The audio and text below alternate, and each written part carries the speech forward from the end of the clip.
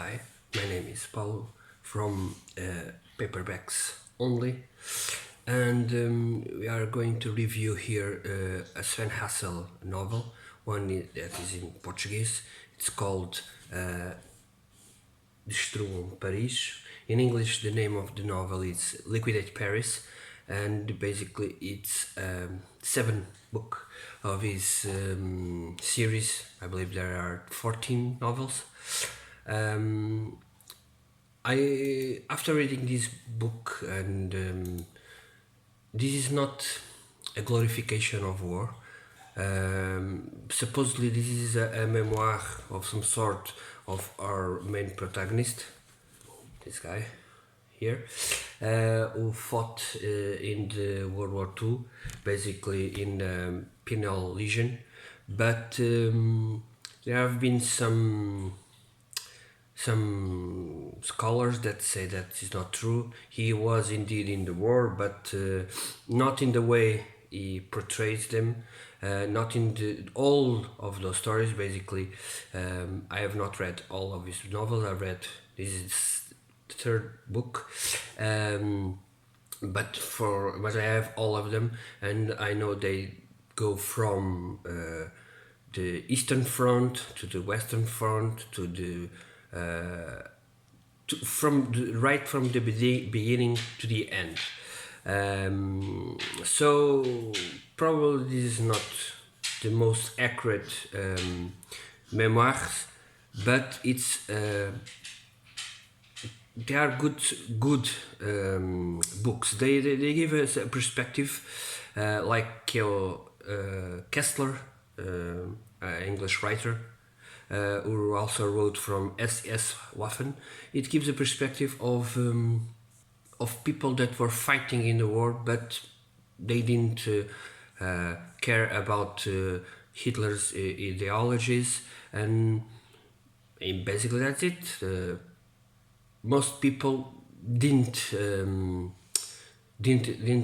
approve of his ideologies. They were against it, so they had to fight. But that's another point. Here in this novel, Destruam Paris, basically this is a Portuguese version. It's one of the very few I have in Portuguese. It's an old book from, I believe, it's from the late 70s. It's Portuguese Publicações Europa América. It's the name of the company that made me an English reader and not Portuguese, because their translations are very, very bad. They are somewhat Brazilian, so they are not very good. The name of the characters are not the same from the Portuguese versions and the English versions. They have different names. It's very, very, very strange. And in this novel we follow this is a collection of short stories, I believe. This is not a full-length novel like Legion of the Damned or Wheels of Terror and so on. This is a collection of stories, and in between of each story we have some italic versions, you can see here, that they are really true situations that happened in the war, like some paratrooper from England that was tortured and revealed names, like some French people that stole the Nazis' plans, like some people that kill some French that kill other French because they were collaborators, and so on. This is a novel, not a fiction novel, but a novel, and in between we have real snippets. I know it's real because this is something I enjoy reading about World War II, and some of them I knew, and some of them I didn't knew. I had to search, and most of them were in the internet, so probably they are true. This novel is set on the last year of the war. Basically, Germany as being invaded in Normandy, okay, Operation D, and the Pinot Legion is there fighting in Normandy, and then they retreat, and part of the novel is the retreating to Paris, and then the last 50 pages or so regards the fall of Paris, French and English and so on, because there are very good informations regarding this. The guy that was overviewing Paris is von Scholitz, the general, and he was ordered to destroy Paris before it failed. But he never did. He basically said, okay, no, and surrendered to the French, Free French, and to the Allies. Here in this story, this is, you can check on the internet, and it is true. He is the savior of France. He didn't destroy France because he thought that it was a crime. Okay, so here in the novel, in the last couple of chapters, they talk about it, and they even say that he didn't do it not because he didn't want it, but because he didn't have the means to do it. Okay, basically, in the last year of the war, 44, late 44, and to from August 44 and to the 45, Germany was too thin. They were retreating in the Eastern Front, they were retreating in Italy, in France, and so on. So the army didn't have any more capability of sending troops, sending arms, and so on. There were lack of everything. They were the factories were being destroyed by the Allies and via bombing and so on. So there are really nothing they could do. So yeah, that's the vision of Sven Hassel, is that he didn't destroy Paris because not because he didn't want it, but because he could not do it.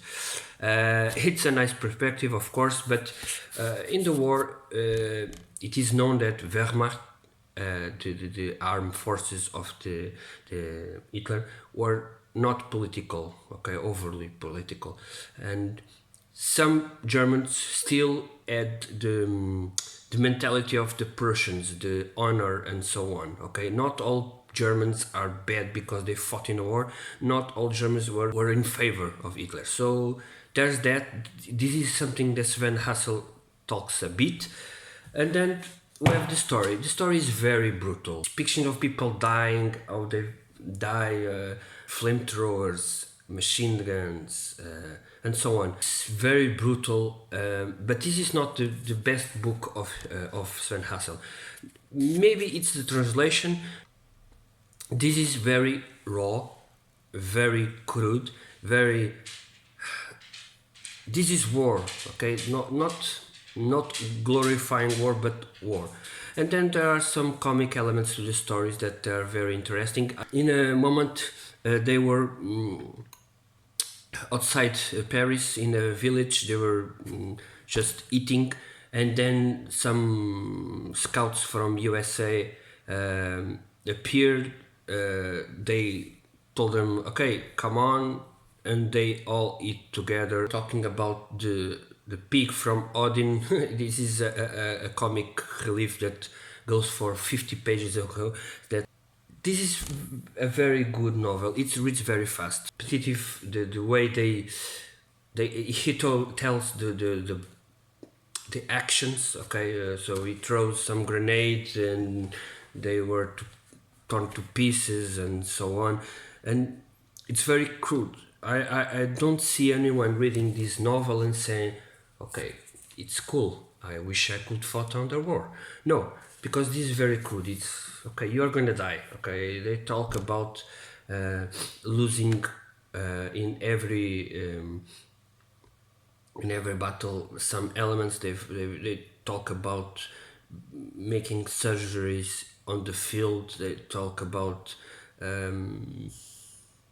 They never talk about ideologies. Like in the first novel I read, they talk about it a bit, but here it doesn't. There are many characters like Barcelona or Porta or Miudinho and so on, and the first novel and the second one I read, it's very focused on those characters or on their beliefs and why they were there. And this one, okay, we knew why they were there, so they didn't really talk about it. And it's very strange that they all seem to survive until the end, or most of them. And one thing, this is a short story collection. In some chapters you have some characters, and the other we have others. The only one that's always there is Sven. Overall, it's a good novel. It's a fast-paced novel. It's if you want to read about Second World War in the eyes of a German, okay, Danish, but German side, try this one, or at least the first one, Wheels of Terror or Legion of the Damned, or they are frankly better. This is not the best book. It's a, as I said, good novel, fast paced, and you might learn something about World War II in this time in Paris siege and Normandy. Okay, so ratings in 1 to 10, I would give this book a rating 6, because I believe it didn't work to me, the short stories collection, although they are all logical order and all about that situation, but it didn't felt so good to me. But the small snippets about real situations that Sven was not there was entertaining and made me search. And my rating basically is about my enjoyment of the novel. Okay, it's not okay. It's very if it's well written and so on, because it's not well written and it's in Portuguese, so I cannot say much about it. But it's more about the enjoyment, and I really enjoyed, because after each chapter it said something about some character, some true character, and I had to look it up, and that made me happy. Okay, basically that's it. If you want to start Sven Hassel novels, start with the beginning. Okay, thank you, and stay safe.